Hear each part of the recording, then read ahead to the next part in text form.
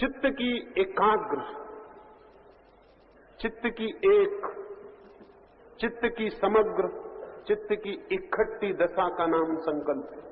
और उस संकल्प की दशा में जो भी होता है वो मंदिर में प्रवेश करा देता है।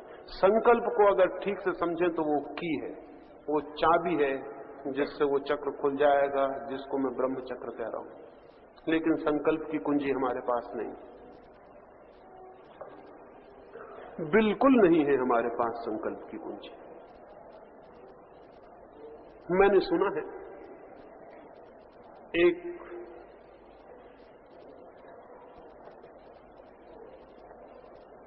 एक बहुत प्राचीन कुलीन परिवार में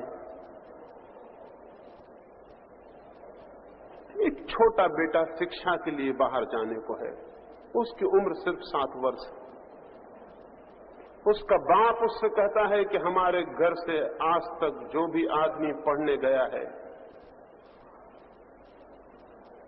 वो कभी बिना पूरी शिक्षा किए हुए वापस नहीं लौटा। और हमारे घर की ये रिवाज और ये संस्कार रहा है कि छोटे से बच्चे को भी जब हम घर से विदा करते हैं शिक्षा के लिए गुरुकुल जाने को, तो बच्चा पीछे लौट लौट के नहीं देखता, क्योंकि पीछे लौट लौट के देखने के हम बहुत दुश्मन हैं। हम जब घर से किसी को विदा करते हैं बच्चे को शिक्षा के लिए, जब मेरे बाप ने मुझे विदा किया था तो उसने कहा था आंख में आंसू ना आए, क्योंकि आंख में अगर आंसू आए तो फिर ये घर तेरा नहीं है, फिर लौटना नहीं हो सकेगा। हम रोते आदमियों को घर में प्रवेश नहीं देते। यही मैं तुझसे कहता हूं कि कल सुबह 4 बजे तुझे भेजा जाएगा गुरुकुल। एक नौकर तुझे घोड़े पर बिठा के छोड़ने जाएगा। 1 मील दूर पर मोड़ आता है, वहां तक तुझे घर दिखाई पड़ेगा, लेकिन लौट कर पीछे मत देखना। हम छत पर खड़े हुए देखेंगे कि तूने पीछे लौट के तो नहीं देखा, क्योंकि पीछे लौट के देखने वाले व्यक्ति का कोई भरोसा नहीं। पीछे लौट के देखना ही मत। 7 वर्ष का छोटा बच्चा, वो बहुत घबराया। उसकी मां ने उसे रात कहा कि घबराओ मत। यही सदा होता रहा है। और एक बार हमने ऐसा सुना है कि किसी ने पीछे लौट कर देख लिया था, फिर ये घर उसका नहीं रहा। पीछे लौट के मत देख। वो 7 वर्ष का बच्चा रात भर सो नहीं सका कि मां बाप को पीछे लौट के नहीं देखेगा, अपने घर को लौट के नहीं देखेगा, आंख में आंसू नहीं लाने, पीछे लौट के नहीं देखना। 7 वर्ष के बच्चे से ऐसी आशा, हम कहेंगे बड़े कठोर थे वे लोग, बड़े दुष्ट थे। हम होते तो लाड़ प्यार करते, चॉकलेट खिलाते, रोते खुद भी उसको भी रुलाते और बड़ा प्रेम जाहिर करते। प्रेम नहीं है ये उस बच्चे के व्यक्तित्व से संकल्प को नष्ट करना। आज तो सारी दुनिया में यही ख्याल है, सारी दुनिया में यही ख्याल है कि बच्चे के आगे पीछे नाचो कूदो। बच्चे से ज्यादा बचकाना तुम अपनी हालत दिखाओ। ऐसे बच्चे के भीतर कभी भी वो ठोस कोई चीज खड़ी नहीं हो पाती जो खड़ी होनी चाहिए। रीढ़ नहीं बन पाती उसकी आत्मा में। वो बच्चा 7 बजे विदा हुआ, 4 बजे उसकी मां और उसके पिता भी उसको द्वार पर छोड़ने नहीं आए हैं। बड़े कठोर लोग रहे होंगे, बड़े दुष्ट।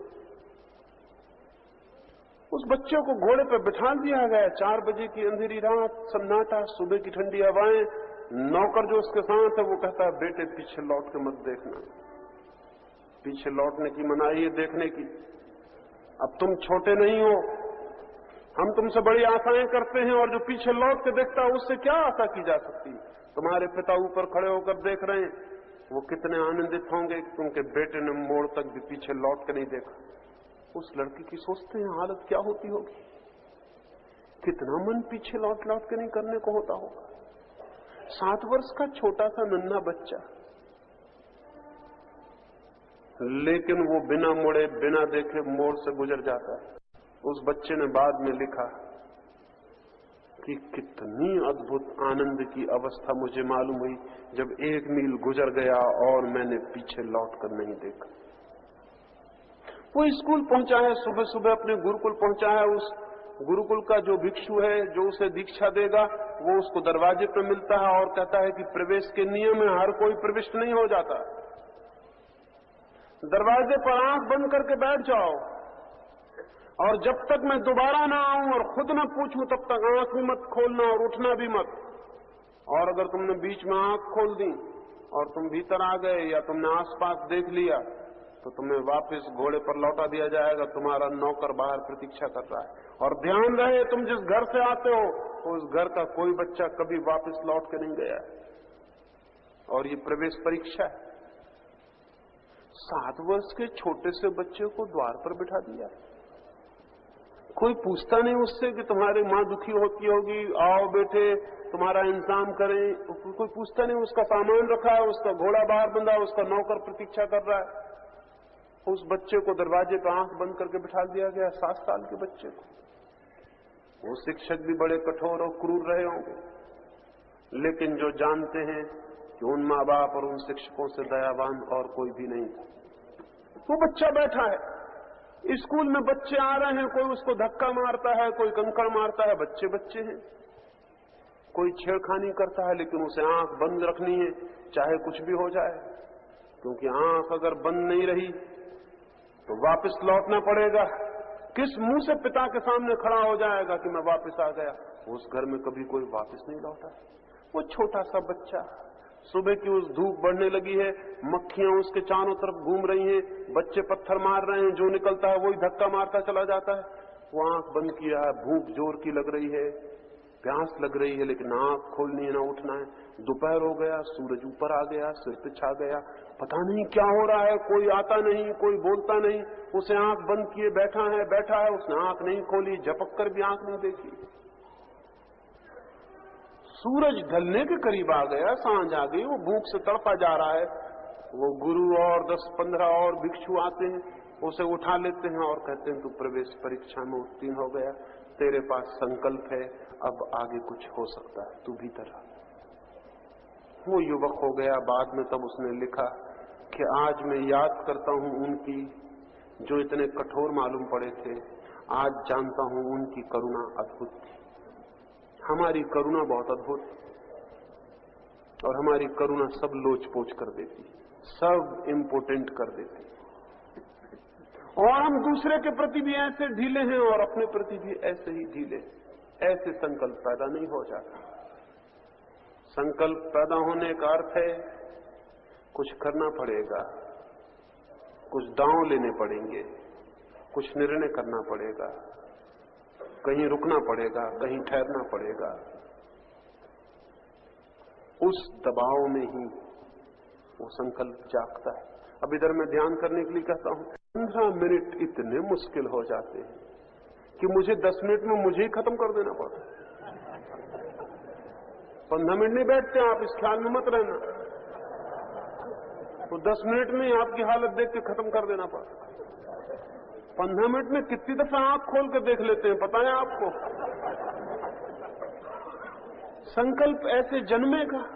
15 मिनट आदमी आंख बंद करके नहीं बैठ सकता, इससे ज्यादा कमजोरी की और क्लीव और नपुंसक कोई अवस्था हो सकती।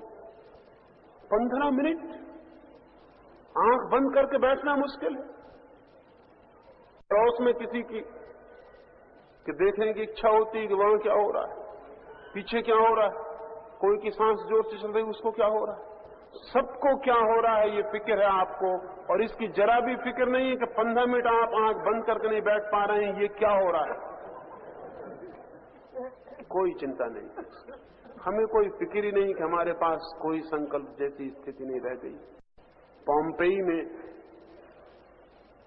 विस्फोट हुआ ज्वालामुखी का और पोम्पेई का पूरा नगर जल गया।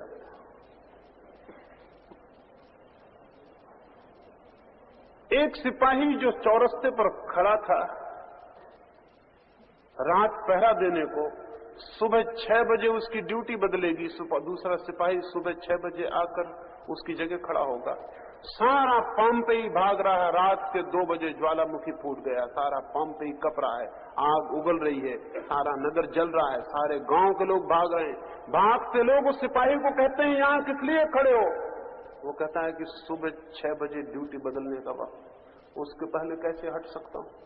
अरे लोग कहते हैं पागल हो गए, अब ड्यूटी वगैरह का कोई सवाल नहीं है, मर जाओगे, सुबह 6 कभी नहीं बजेंगे, आग लग रही पूरे गांव में। उसने कहा वो तो ठीक है, यही तो मौका है, तब पता चलेगा कि मैं सिपाही हूं या नहीं।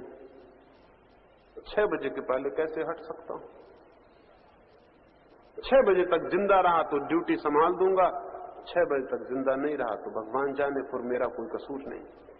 कहते हैं वो सिपाही उसी जगह खड़ा हुआ जल गया। पाम्पेई का पूरा नगर भाग गया। उन भागे लोगों की स्मृति में कोई मूर्ति नहीं, उस सिपाही की मूर्ति बनानी पड़ी उस जगह। उस नगर में एक ही आदमी था जिसको आदमी कहें,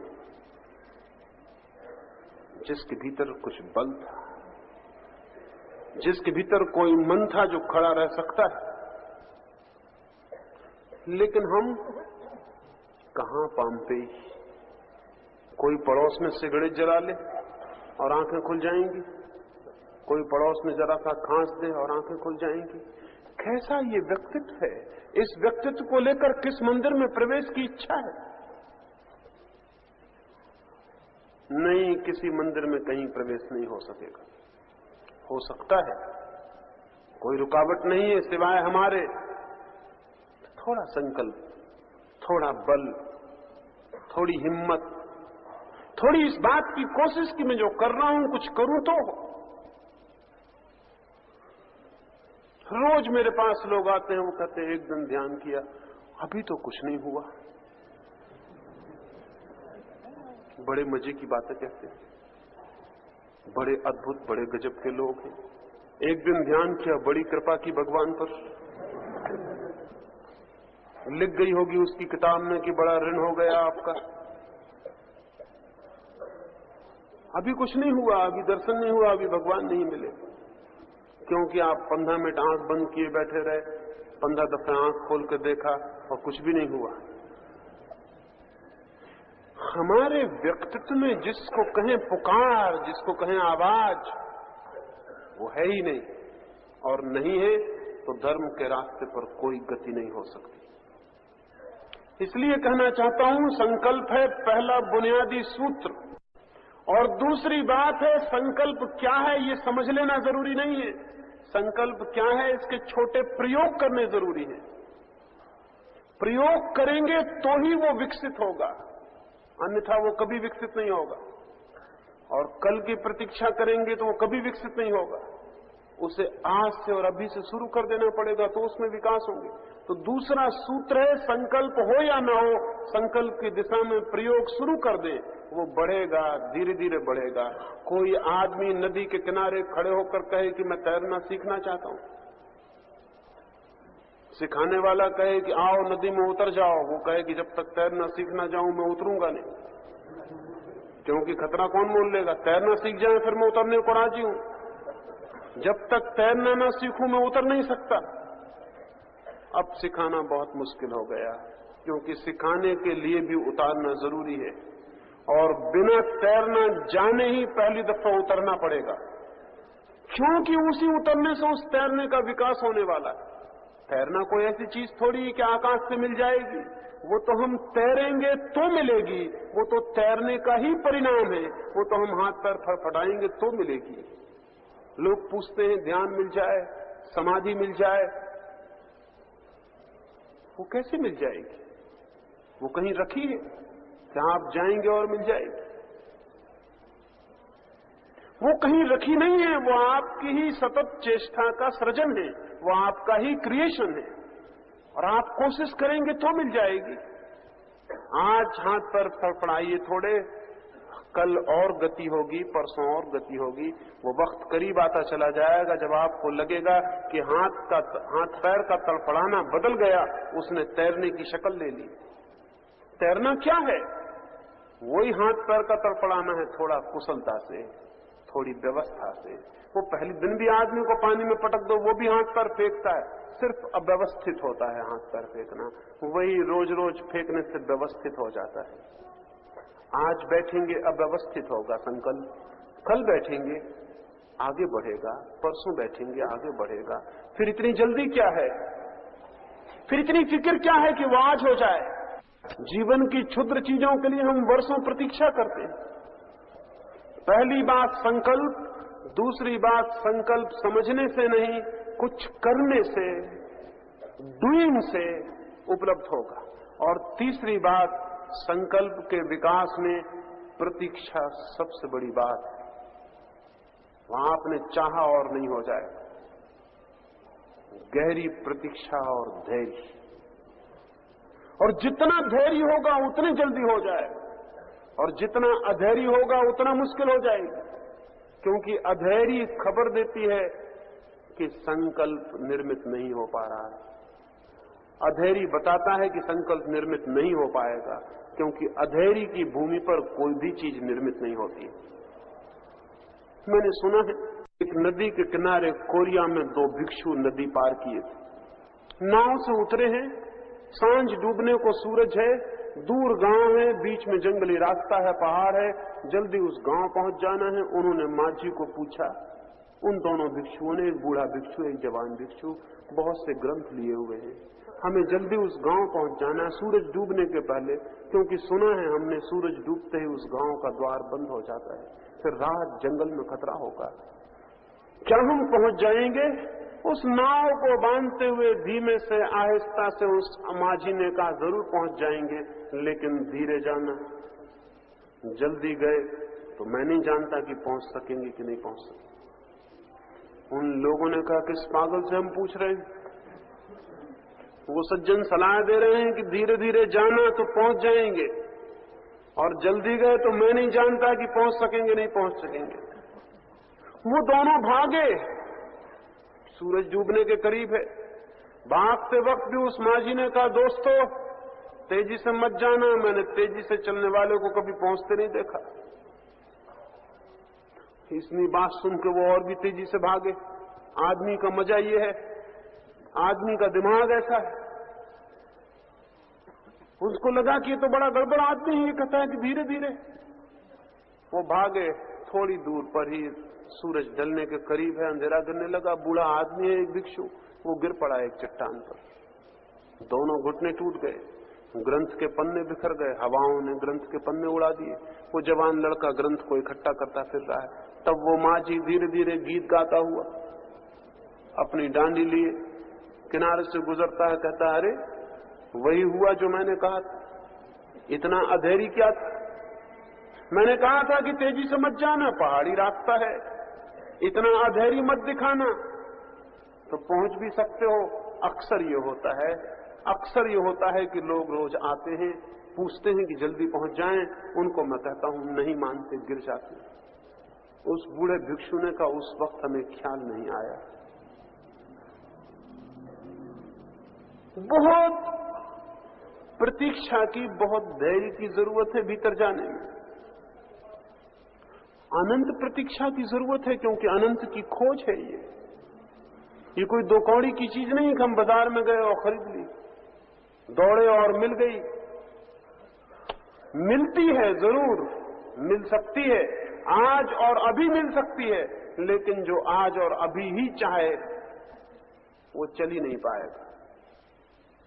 अत्यंत धैर्य से। लेकिन धैर्य का मतलब ये नहीं कि तीव्रता में कमी हो, धैर्य का मतलब ये नहीं कि शक्ति में कमी हो, शक्ति पूरी लगे, तीव्रता पूरी हो, लेकिन प्रतीक्षा अनंत हो, राह देखने की तैयारी हो, आज नहीं कल, कल नहीं परसों, परसों नहीं। हम प्रतीक्षा करेंगे। छोटे छोटे बच्चे जाके बीज बो देते हैं कभी आम का, फिर घड़ी भर में जाके उखाड़ के देखते हैं कि अभी तक उसमें अंकुर निकल आया कि नहीं। अब बड़ी बेचैनी है, घंटे भर भी कैसे गुजारें, फिर घंटे भर बाद जाके उखाड़ के देखते हैं, अभी तक कुछ नहीं। बड़ी निराशा होती मन को, कभी नहीं निकलेगा, निकलेगा भी नहीं, क्योंकि निकलने के लिए उसे जमीन में पड़ा रहना जरूरी है। वो पड़ा रहे चुपचाप गुप्त अंधकार में, ताकि अपने को तोड़ सके, फूट सके। वैसी छोटे बच्चों जैसी हमारी हालत। 2-3 मिनट कहा मैं कौन हूं, फिर सोचा अरे अभी तक कुछ हुआ नहीं।